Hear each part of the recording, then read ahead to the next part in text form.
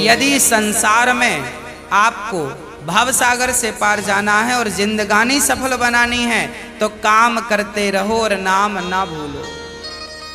कैसे नाम जपें काम के समय, मैं करके बताता हूं।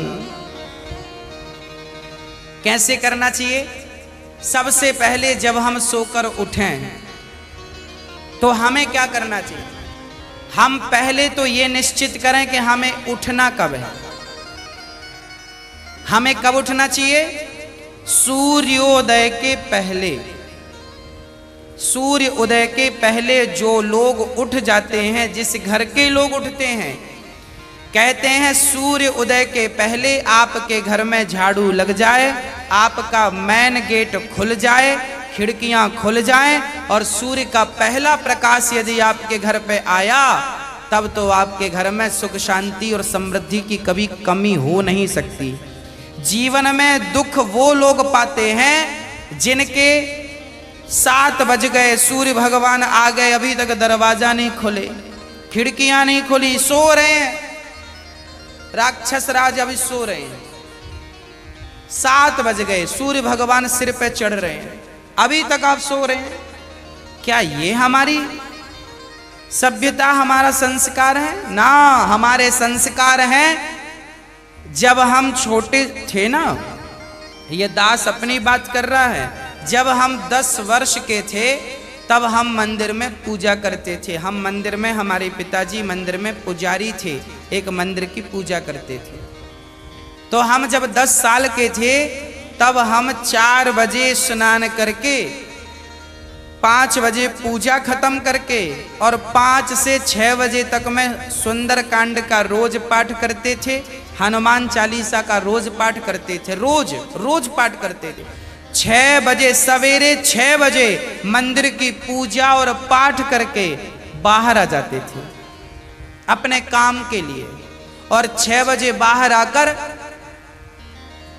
गाय के लिए घास लेने के लिए खेत चले जाते थे। चारा काट करके गाय को खिलाते थे, फिर नाश्ता करते थे, फिर रोटियां, नाश्ते में रोटी और अचार खाते थे। हाँ, कभी गुड़ भी खा लेते थे रोटी के संग। ये दिनचर्या थी। पहला काम हमारा भगवान को धन्यवाद देना होना चाहिए, गौ सेवा होनी चाहिए। ये हमारे संस्कार, हमारा रक्त, हमारे रक्त में है ये। बिना पूजा किए अच्छा ही नहीं लगता। तो क्या करो? सूर्य उदय के पहले, सूर्य भगवान कब उदय हो रहे हैं? लगभग आप 5:30 बजे बिस्तर त्याग दो। बिस्तर त्यागने के पीछे भी कारण कैसा है, कैसे त्यागना है? डायरेक्ट उठ के चलना नहीं है। सबसे पहले जैसे ही आपकी आंख खोले, आंख खोलते ही राम नाम ते ही सुमिरन कीन्हा, हृदय हरस कपि सज्जन चीन्हा, यही सन हठ करी हूं पहचानी, साधु ते हो ही न कारज हानि। हनुमान जी जब लंका में गए और विभीषण की कुटिया पर गए तो विभीषण सवेरे 4 बजे जागे और जागते ही उन्होंने क्या बोला? राम। अर्थात आप जब जागें तो जागते ही राधे कृष्ण, सीताराम, श्रीमन नारायण, भगवान का नाम हरे कृष्ण कृष्ण कृष्ण हरे जपें। भगवान का नाम लेते हुए बिस्तर से उठें, उठकर बैठ जाएं। बिस्तर पर सीधे पड़े थे, उठ के बैठ गए। बैठकर क्या करना है? भगवान का नाम, हे प्रभु आज का दिन आपने दिया उसका धन्यवाद। फिर दोनों हाथ का ऐसे मंथन करना चाहिए और जब हाथ गर्म हो जाए तो फिर हमें हथेली को ऐसे खोलना चाहिए। खोलने के बाद हमें एक मंत्र पढ़ना चाहिए। मंत्र याद ना हो तो आप ऐसा करो, कराग्रे वसते लक्ष्मी, कर मध्य सरस्वती, कर मूले तु गोविंदा, प्रभाते कर दर्शनम। कराग्रे वसते लक्ष्मी, कर के अग्रभाग में लक्ष्मी का वास होता है। यहाँ कराग्रे वसते लक्ष्मी, कर मध्य सरस्वती, यहाँ सरस्वती का वास होता है और पूरे हाथ में भगवान कृष्ण का, नारायण का वास होता है। कर मूले तो गोविंद। तो दोनों हाथों का मंथन, यहाँ लक्ष्मी का ध्यान सवेरे करेंगे तो आपके घर में लक्ष्मी आएगी, सवेरे से ध्यान होगा। सरस्वती का चिंतन करेंगे तो आपकी वाणी से दिन भर कोई गलत शब्द नहीं निकलेगा, गलत वाक्य नहीं निकलेगा, गलत विचार नहीं निकलेंगे, आपकी वाणी से कोई दुखी नहीं होगा। और गोविंद का ध्यान करेंगे, मेरे नारायण मेरे कृष्ण का ध्यान करेंगे तो आपको सब कुछ मिलेगा। तो पहले दोनों हाथों का मंथन करके दर्शन करें, फिर दोनों हाथों का मंथन करके जब हाथ गर्म हो जाए तो अपने चेहरे पर लगाएं, अपने नेत्रों पे वो हाथ लगाएं। और उसके बाद सबसे पहले उठकर आप अपने बच्चों को ये चीजें समझाएं। सबसे पहले उठकर आप पृथ्वी माता को प्रणाम करें। पृथ्वी माता को, हे पृथ्वी माता आपका धन्यवाद, आपने हमें एक अवसर दिया है। आपके ऊपर हम कितना पाप करते हैं, हाँ मलमूत्र जैसी गंदगी त्यागने के लिए हम मजबूर हैं। माँ हमें क्षमा करना, पृथ्वी माँ को प्रणाम करना चाहिए। उसके बाद आप अपना पांव बिस्तर के नीचे रखें, हाँ उसके बाद बिस्तर के नीचे पांव रखें। और सबसे पहले सवेरे बढ़िया सा पानी पेट भर के पीना चाहिए। मैं थोड़ा स्वास्थ्य की बात भी आपके लिए कर दूं।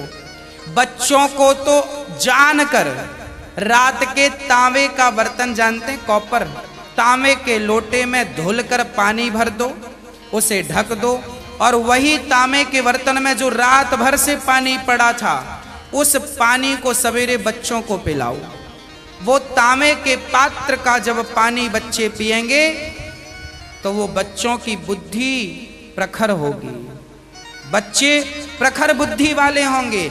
यदि आपके घर में चांदी का सिक्का है तो आप लोटे पर चांदी का सिक्का भी डाल सकते हैं, नहीं है तो कोई बात नहीं।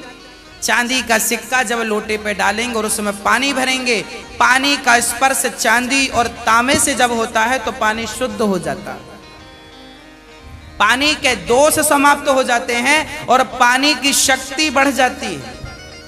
अरे फिल्टर करने वाली मशीनें जो आपने घर में लगवा रखी हैं, आरओ, ये क्या करते हैं? ये पानी वेग से जाता है, टकराता है, टकराने से पानी की शक्ति घटती और बढ़ती है।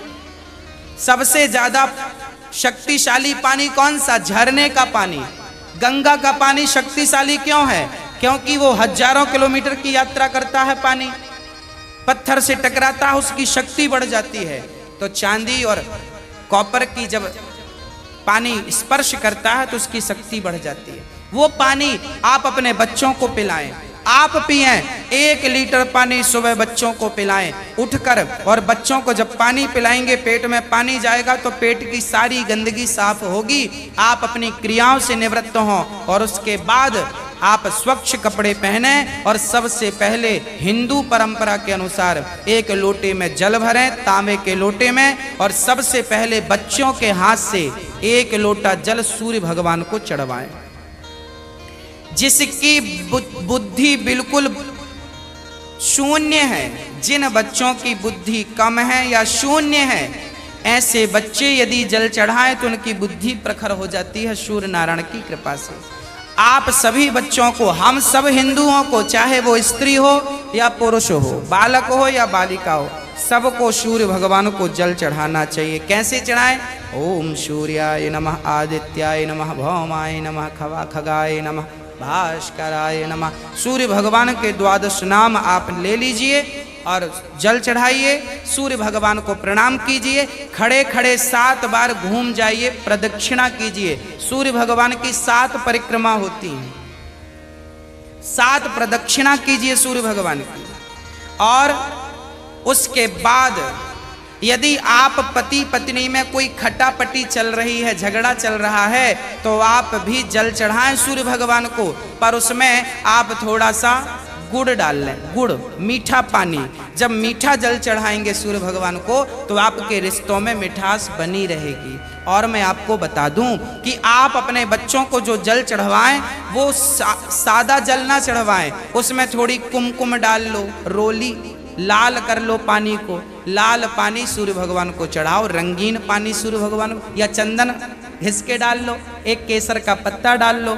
ऐसा रंगीन पानी जब सूर्य भगवान को चढ़ाएंगे तो आपके जीवन में भी नाना प्रकार के भक्ति के रंग, प्रेम के रंग, ज्ञान के रंग चढ़ेंगे।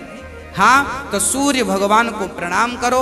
उसके बाद आप अपने घर से, जो आपके मंदिर हैं घर पे, ठाकुर जी को बढ़िया पूजन करो। एक थाली साफ करो, थाली में बढ़िया सा एक स्टार बनाओ, चंदन का स्टार बनाओ, चंदन से स्टार बनाओ। उस स्टार, चंदन से स्टार बनाकर बीच में ओम ओम ओम लिखना चाहिए। और फिर जो खंड बचेंगे ना, स्टार बनाएंगे तो बीच में ओम लिखेंगे। आजू बाजू जो खंड बचेंगे उनमें आपको लिखना है, या तो आप लिखें श्री राधा कृष्णाभ्याम नमः, या तो आप लिखें श्रीमन नारायण, है ना। आपके जो भी इष्ट हैं उनका नाम लिखें। श्री राधा, एक खंड में लिखें श्री, फिर एक में रा, फिर धा, फिर राधा हो गया, फिर श्री कृष्णाभ्याम नमः ऐसा लिखें। श्री सीतारामाभ्याम नमः भी लिख सकते हैं। ऐसा लिख के फिर लड्डू गोपाल जी को उस पर बिठाओ। ठाकुर जी आपके घर पे होंगे ना, लड्डू गोपाल जी। आपने जब वो स्टार पर ये सब बना लिया तो वो यंत्र बन जाता है। उस यंत्र को जल डालकर पहले प्रणाम कीजिए। जल डाल के प्रणाम करके फिर उसे आप प्रेम से प्रणाम कीजिए, और प्रणाम करके फिर ठाकुर जी को बिठाइए। ऐसे देखिए टीवी पे दिख रहा है, ऐसे आपको बनाना है। ऐसे आपको बना के ओम, फिर उसमें तुलसी का पत्ता चढ़ाइए लिख करके सब में, और फिर उसको प्रणाम कीजिए। जल चढ़ाइए, तुलसी चढ़ाइए। ये एक यंत्र बन गया, और इसे प्रणाम कीजिए। फिर इसके ऊपर ठाकुर जी को बिठाइए, गोविंद को बिठाइए, बिहारी जी को बिठाइए, और बिठाकर फिर उन्हें स्नान कराइए। प्रेम से स्नान कराइए। कैसे स्नान कराएं? ऐसे स्नान कराएं, और बोलते रहिए श्रीमन नारायण नारायण नारायण। कुछ नहीं आए तो नारायण नारायण कीर्तन करते श्रीमन नारायण नारायण। ऐसे जल चढ़ाओ। जल चढ़ाने के बाद भगवान को अपनी गोद पर बिठाओ। अपनी गोद पर बिठाकर बड़े प्रेम से उन्हें बढ़िया कपड़े से पोंछो, साफ करो। बच्चे को भी आप नहला के पोंछते हैं, बच्चे को बढ़िया पोंछिए, उन्हें साफ करिए। और जब भगवान को आप बढ़िया से साफ करें, उसके बाद उन्हें उनकी आसन पर बिठावें, और आसन पर बिठाने के बाद उनको फिर बढ़िया से वस्त्र पहनावें, और वस्त्र पहनाने के बाद उनका श्रृंगार करें। श्रृंगार करने के बाद जब पूरा श्रृंगार हो जाए तो ठाकुर जी को दर्पण दिखावें, है ना। फिर भगवान जी को दर्पण, आप लोग भी दर्पण देखते हैं कि नहीं? ऐसे ही ठाकुर जी को दर्पण दिखाना चाहिए। प्रभु देखिए, आज दास ने आपका ऐसे श्रृंगार किया है, ये आपका श्रृंगार है। ऐसे दर्पण दिखाओ भगवान को। हाँ, भगवान को बढ़िया सा दर्पण दिखाओ। भगवान को दर्पण दिखाकर फिर उनको प्रणाम करो, और प्रणाम करते हुए कहो त्वमेव माता। बोलो मेरे संग सभी लोग, बोलो त्वमेव माता च पिता त्वमेव, त्वमेव बन्धुश्च सखा त्वमेव, त्वमेव विद्या द्रविडं त्वमेव, त्वमेव सर्वं मम देव देव। हाथ जोड़कर भगवान से कहो, हे प्रभु आप ही हमारी माँ हैं, हे प्रभु आप ही हमारे पिता हैं, हे गोविंद आपके सिवा हमारा इस सृष्टि में कोई नहीं है। हे प्रभु, माना कि मैं अपराधी हूँ, माना कि मैं पापी हूँ, पर मुझे स्वीकार करना आपका ही काम है भगवान। हे नाथ, मैं आपको कभी भूलूं नहीं। एक बार जरा सभी बोलिए, हे नाथ मैं आपको कभी भूलूं नहीं। हे नाथ मैं आपको कभी भूलूं नहीं।